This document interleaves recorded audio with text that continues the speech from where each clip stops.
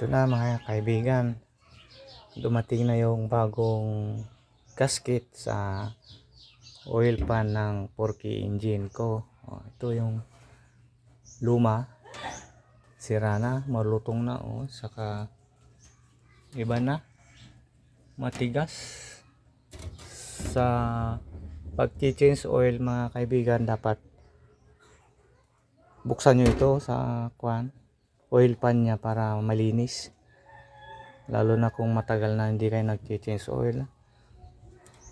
Saka ito mga kaibigan, yung bagong filter nya, bagong dumating din, naabangan ko to kasi may bagyo kaya natagalan. C102 to, malaki to, mura lang to sa Shopee.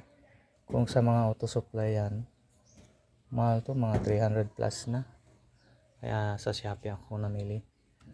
Ayan, maganda. Mamaya ikakabit ko na ito, tapos papalitan ko na rin yung mga langis. Ito yung langis nya, habulin, 10 watts to 40 watts. Medyo malabnaw to, maganda ganda ito. Apat to mga kaibigan, pero lang, 3.5 lang yung ikakargo ko sa sa makina ko. Ayan, abangan nyo mamaya pag ikakabit ko na siya. Ayan. So dati nung pagtanggal ko to, grabing grabing dumi sa loob na. Ito ngayon, napakalinis na. Kasi pag nag-change oil, pag hindi binuksan to, dito rin naiipon yung mga sludge.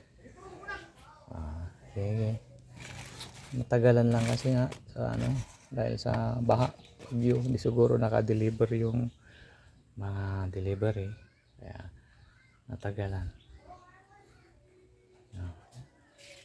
Ito yung 4K ko, Toyota 4K, kaya natatapos-tapos. Okay, babay lang muna.